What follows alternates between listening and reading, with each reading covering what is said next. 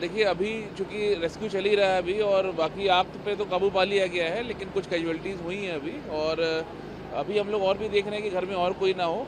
और अभी आग के कारण की भी बात हो रही है, क्योंकि व्हीकल चार्जिंग का एक पॉइंट जरूर आया था और इलेक्ट्रॉनिक लॉक वगैरह होने की वजह से टीम को भी काफ़ी मशक्कत करनी पड़ी अंदर घुसने में। तो अभी फिलहाल हमारा रेस्क्यू चल रहा है अभी, और हम लोग अभी और भी देख रहे हैं। दो फ्लोर क्लियर हो चुके हैं, एक फ्लोर पर अभी भी हमारी टीम चेक कर रही है कि कोई भी व्यक्ति वहाँ फंसा ना हो। और बॉडीज पर भेजी है अभी तक हम लोगों ने 6 लोगों को मतलब यहाँ से भेजा है, यहाँ पे मुंबई के लिए रवाना हुआ। कैजुअलिटीज है कि कुछ बच्चे भी हैं? इसमें कैजुअलिटीज हुई हैं, मतलब दुखद मृत्यु हुई है। किसका मकान है, कुछ पता नहीं लगता? ये श्री मनोज पुगलिया जी का मकान है ये, और यहीं पर आग लगी है ये। राजीव जैन नाम है। जैन साहब, ये बताएं ये इस मकान में कौन रहते थे और किस तरह घटना सामने आई है? भैया मेरे पास तो 4 बजे फ़ोन आया, यहाँ मनोज जी हैं और पता चला कि आग लग गई है बहुत तेज़। फायर ब्रिगेड को 4 बजे फिर मैंने तुरंत फ़ोन लगाया ऐसे ही, और मैं भी भग के आया। हमारे भाई मनोज पुंगलिया जी का परिवार इसमें रहता है, और फायर ब्रिगेड और पुलिस डिपार्टमेंट सभी यहाँ पर आ गए थे। पर थोड़ी गलियाँ छोटी होने की वजह से गाड़ी आने में भी समय लगा थोड़ा सा। और थोड़ा मुझे ऐसा लोगों ने बताया कि इनकी जो फायर ब्रिगेड की गाड़ी है उसमें भी पानी शायद कम आ रहा था। जैसा भी हो तो कुछ समस्याएं तो आई हैं, और कुछ मकान में भी आप देख रहे हैं जालियाँ वगैरह काफ़ी लगी हुई हैं, इसलिए भी थोड़ी समस्या आई उनको आग बुझाने में। हम फिर इधर मकान पे से कांच फोड़ के यहाँ से भी व्यवस्था करी गई। एरिया है और क्या स्थिति है?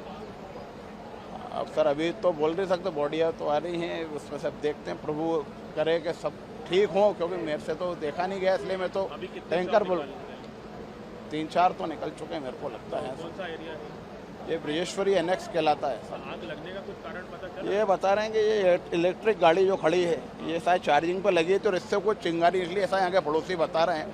और उसके बाद शायद ब्लास्ट हुआ गाड़ी में, और उसके बाद ये और शायद पाइप वगैरह भी रखे थे, इनकी शॉप है तो उसका भी कुछ सामान यहाँ रखा था। इनका न्यू सियागंज में बिजनेस है, कुछ पाइप्स वगैरह और भी कुछ आइटम्स है इनके, इंडस्ट्रियल इक्विपमेंट्स वगैरह का।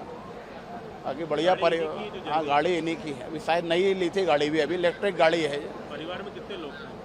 इनके परिवार में तो मेरे को लगता है 7-8 जने, पर 3 बच्चे इनके और वाइफ को तो निकाल लिया था पीछे के रास्ते से जाली काट के।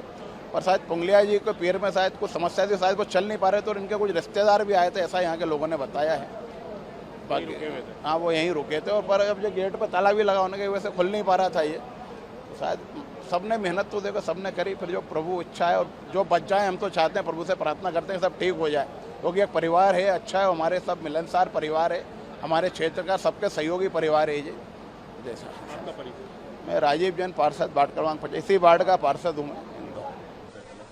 हमारे पास में मनोज पुंगलिया जी रहते हैं, उनकी फैमिली 7-8 मेंबर हैं, वो रहते हैं। और 3:15 बजे के आसपास, 3:15 मैं बाहर ही सोया था कमरे में इधर, तो 3:15 बजे मुझे पता चला जैसे स्पार्किंग की आवाज आने लगी, तो मैंने तुरंत उठा। मैं क्या जाली वाला गेट बंद किया था, मैंने मेन गेट बंद नहीं किया था अपना, जाली वाला गेट बंद करके सोता हूँ मैं।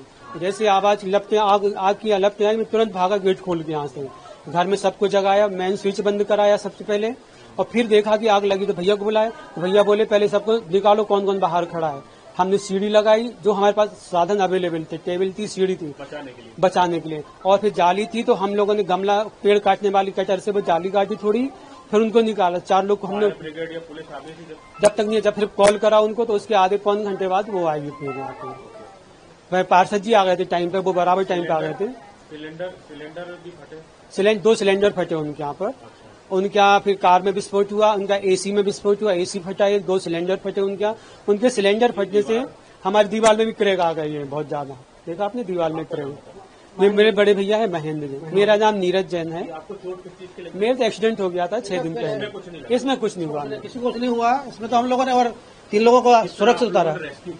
हम लोगों ने 3 लोगों को जो है ना अपने जाली निकाल के इधर से सीढ़ी लगा के, सीढ़ी के नीचे टेबल लगाया, उसके बाद फिर हम 3 लोगों को हमने निकाला, सुरक्षित निकाल लिया। उनकी मम्मी थी और 2 बच्चे उनको हमने व्यवस्थित निकाल लिया। और बाकी लोग जो है ना आवाज नहीं आ रही थी, उनको उससे बोला तो बोले हम सुन नहीं रहे किसी की। पुलिस फायर ब्रिगेड कोई नहीं आया था जब कोई नहीं आया था, जब तो कोई नहीं आया था, जब 3 लोगों को निकाल चुके थे, उसके बाद बाकी लोग आए, पुलिस आई, फायर ब्रिगेड आई, तो बाकी उन्होंने अपना कार्यक्रम किया। और किसी की हिम्मत नहीं हो रही थी कि जा सके, क्योंकि वहाँ पे ब्लास्ट की आवाज आ रही थी। मेरे पास काफी वीडियो भी है, मेरे वहाँ टंकियां भी थी, गैस के जो अपना गाड़ी है, गाड़ी की बैटरी फटी, मेरे पास वीडियो है बहुत सारे उसके, मैंने थोड़ा सा लिया टाइम पे कि एक एविडेंस से कुछ होता है। कितनी देर बाद पुलिस और फायर ब्रिगेड पहुंची? करीब आधे घंटे। हाँ। तीन लोग ही निकाल पाए खाली। 3 लोग ही निकल गए, 2 पास में आए, बाकी लोग आ नहीं पा रहे थे ना। और अंदर इतना धुआं था कि कोई जाने की हिम्मत नहीं हो रहा था और जाने की व्यवस्था भी नहीं थी किसी के पास। तो वो उस वजह से हम लोग ज्यादा लोगों का रेस्क्यू नहीं कर पाए। कार्यक्रम था या शादी वगैरह का कोई समारोह था? नहीं, 1 महीने पहले शादी था इनका, 23 जनवरी को सोमिल की शादी थी, सेकंड वाले बच्चे की। जी के लड़के की। हाँ, दूसरे वाले बच्चे की शादी थी, तो वो था। उसके बाद तो कोई ऐसा कुछ नहीं था। मेहमान भी आए हुए थे। कोई मेहमान आए तो कुछ उनका इलाज चल रहा था, उनके भाभी के भाई आए हुए थे, उनका इलाज चल रहा बीमारी का इलाज कराने इंदौर आए थे। था। हाँ, भाई भाभी और उनके 3 बच्चे थे। तो वो क्या करते थे मनोज? उनका तो रबर इंडस्ट्रीज का काम है, इंडस्ट्री है कंपनी पीथमपुर में, ट्रेडिंग का काम है इनका। पीथमपुर में ट्रेडिंग का काम है और सियागंज, न्यू सियागंज में भी इनका शॉप है। दुखद घटना है, अलार्मिंग भी है, क्योंकि ईवी का युग है अभी और ईवी के चार्जिंग में आग लगी, मतलब ये हम सबके लिए सोचने वाली बात है कि क्योंकि पूरा समाज ईवी की तरफ जा रहा है, पूरी दुनिया ईवी की तरफ जा रही है। तो इस आग के माध्यम से हमने अभी जिलाधीश और पुलिस कमिश्नर से कहा कि एक एक्सपर्ट की कमेटी बनाइए कि कम से कम इसकी पुनरावृत्ति नहीं हो।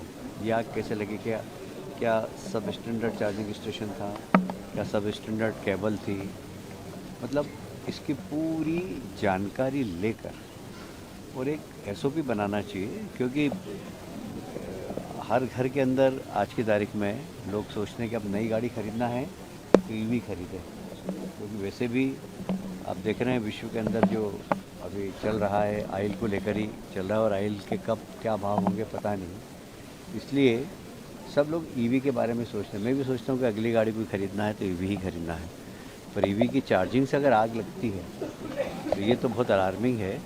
और इसमें कहाँ क्यों लगी आग, वैसे पूरे ईवी वाले कहते हैं कि सब सेफ़ है, सब सेफ़ है, सब सेफ़ है, पर आग का कारण ईवी है, चार्जिंग स्टेशन है, और उसके कारण आग लगी है। तो क्यों लगी इसको ज़रूर हम पता लगाएंगे। और मुझे लगता है कि मैं ब्रजेश्वरी में बहुत दिनों बाद आया हूँ, मतलब इतनी छोटी छोटी प्लाट पे इतने बड़े बड़े मकान बनते हैं,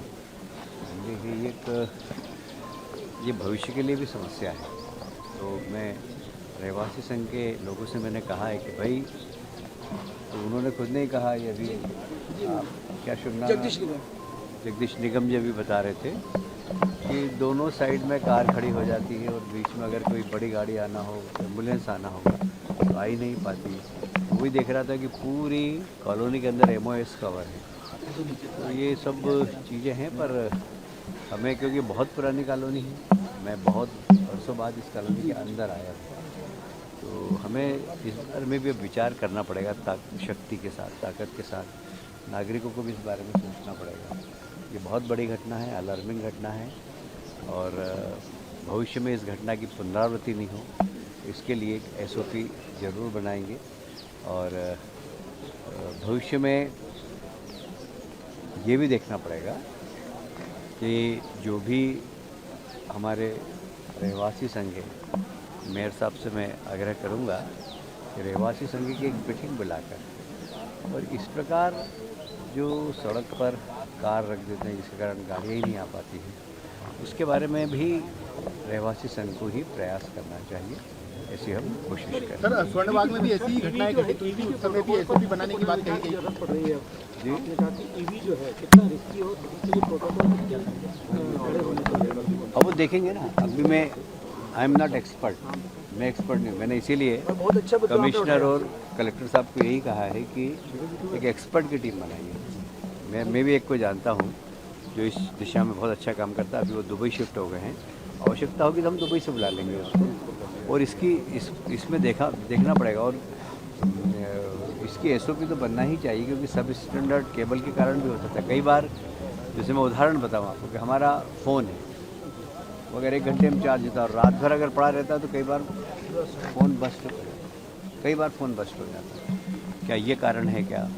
तो जैसे ही चार्जिंग सिस्टम में चार्ज हो जाए तो अलार्म बज जाए, या कुछ ऐसा सिस्टम डेवलप हो, जैसे गाड़ी चार्ज हो जाए तो एक अलार्म बज जाए तो हम चार्जिंग से उसको हटा दें गाड़ी को। ऐसा कुछ एक SOP हम बनाकर, और भविष्य में इसकी पुनरावृत्ति नहीं हो, इसके बारे में चिंता करेंगे। ये दुखद घटना है, इसने दिल को हिला दिया है बिल्कुल। और पूरे इंदौर शहर का आज का दिन, आज का सवेरा बिल्कुल बिगड़ गया है, मैं ऐसा मान के चलता हूँ। और हम सब लोग पुंगलिया परिवार के साथ, उनके पूरे परिवार के साथ, उनके रिश्तेदारों के साथ हम सबकी सहानुभूति। तो रिस्पांस टाइम को लेकर के क्या आगे ये सब अब देखेंगे। हमने ये बोल ही दिया है कि इसकी पूरी एक्सपर्ट की जांच कराएंगे, उसमें जो भी गलती हो उसको सामने करेंगे। भाई ऐसा ही इस घटना की पुनरावृत्ति नहीं होना चाहिए। आप सब भी यही सोचते होंगे कि अब ये घटना नहीं हो, चाहते हैं कि नहीं चाहते हैं। इसके लिए हमें सब चीज़ बारीकी से देखनी है।